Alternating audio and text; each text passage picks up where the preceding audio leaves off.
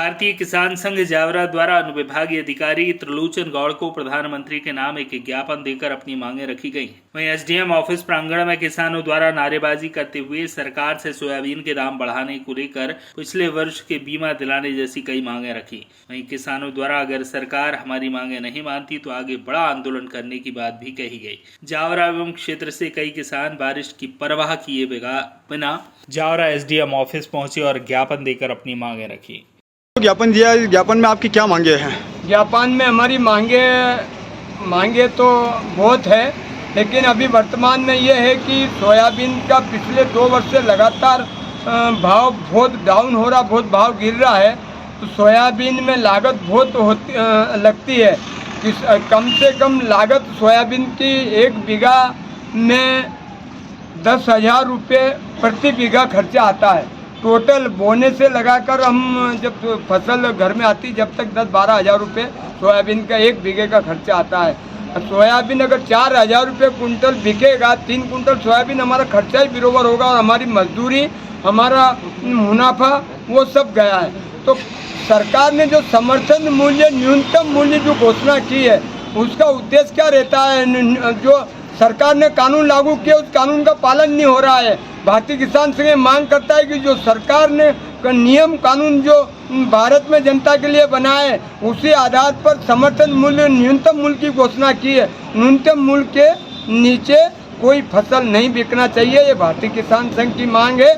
16 तारीख को पूरे मध्य प्रदेश में सभी जिला में 50 जिला पर धरना प्रदर्शन रैलियां के माध्यम से ज्ञापन दिया जाएगा मध्य प्रदेश सरकार के नाम पर, केंद्र सरकार के नाम का, कि न्यूनतम मूल्य जो सरकार ने घोषणा कर दी न्यूनतम मूल्य की, सोयाबीन का रेट ये है, दलहन तुअर का रेट ये है, गेहूं का समर्थन मूल्य 2700 रुपये घोषणा कर 2400 रुपये में किसानों से खरीदा।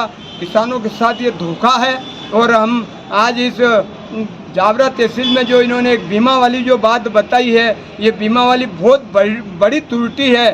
सैटेलाइट द्वारा जो सर्वे किया जाता है, उस सर्वे में पूरा सही रिपोर्ट नहीं आती है। तो जैसे हमारे पदाधिकारी जी ने बताया, राम जी ने, कि मौके पर जाकर ज्ञापन में हमने मांग की है कि मौके पर निरीक्षण किया जाए और वास्तविक स्थिति। और हमारी ये भी मांग है भारतीय किसान संघ रकबा ऐसे 50 बीघा किसान के पास जमीन, 10 बीघा में नुकसान हुआ, 10 बीघा का फसल बीमा भी मिलना चाहिए, उसकी क्षतिपूर्ति मिलना चाहिए। परिवार में अगर किसी व्यक्ति विशेष का बीमा होता है, हमारी जो 10 नंबर है, वो 10वीं नंबर का हमारा बीमा क्लेम बन रहा है, तो फिर क्षतिपूर्ति, उसे 1 नंबर में नुकसान हुआ तो हमको क्यों बीमा क्लेम पास नहीं होता है? बीमा क्लेम हम भारतीय किसान संघ मांग करता है किसानों को देना चाहिए, इसमें संशोधन करना चाहिए सरकार को। और बिजली वाली जो बात आई है, बिजली में हमारी ये भी मांग है कि पिछली सरकार में 2023 में चुनाव था विधानसभा, उस समय सरकार ने घोषणा की थी अनुदान ट्रांसफार्म योजना, 50% विद्युत एमपीपी भुगतेगा सरकार, 50% किसान देगा और उसका ट्रांसफार्म लगाया जाएगा। आपका परिचय?